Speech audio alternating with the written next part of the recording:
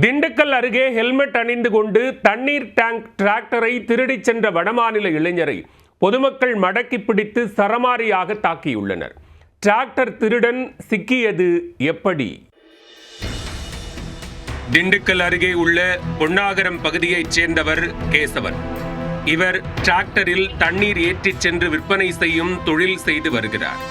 இவர் வியாழனன்று வீட்டின் அருகே தனது டிராக்டரை நிறுத்தி வைத்துவிட்டு வீட்டிற்குள் சென்றுள்ளார். திரும்பி வந்து பார்த்தபோது வீட்டு வாசலில் வைத்திருந்த தண்ணீர் டேங்க் டிராக்டரை காணவில்லை.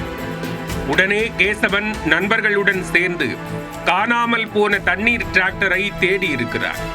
அப்போது சிறுமலை செல்லும் சாலையில் ஒரு நபர் ஹெல்மெட் அணிந்து கொண்டு டிராக்டர் ஓட்டிச் செல்வதாக தகவல் கிடைத்துள்ளது.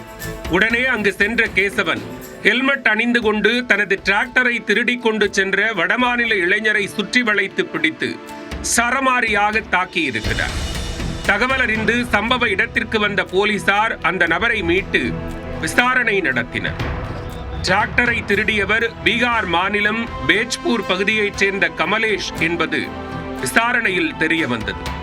மேலும் இரத்த காயங்களுடன் இருந்த கமலேஷை காவல்துறையினர் 108 ஆம்புலன்ஸ் மூலம் திண்டுக்கல் அரசு மருத்துவமனைக்கு அனுப்பி வைத்தனர். ஹெல்மெட் அணிந்து கொண்டு டிராக்டரை திருடிச் சென்ற கமலேஷ் வேறு ஏதும் திருட்டு சம்பவங்களில் ஈடுபட்டுள்ளாரா என்ற கோணத்திலும் விசாரணை நடத்தி வருகின்றனர்.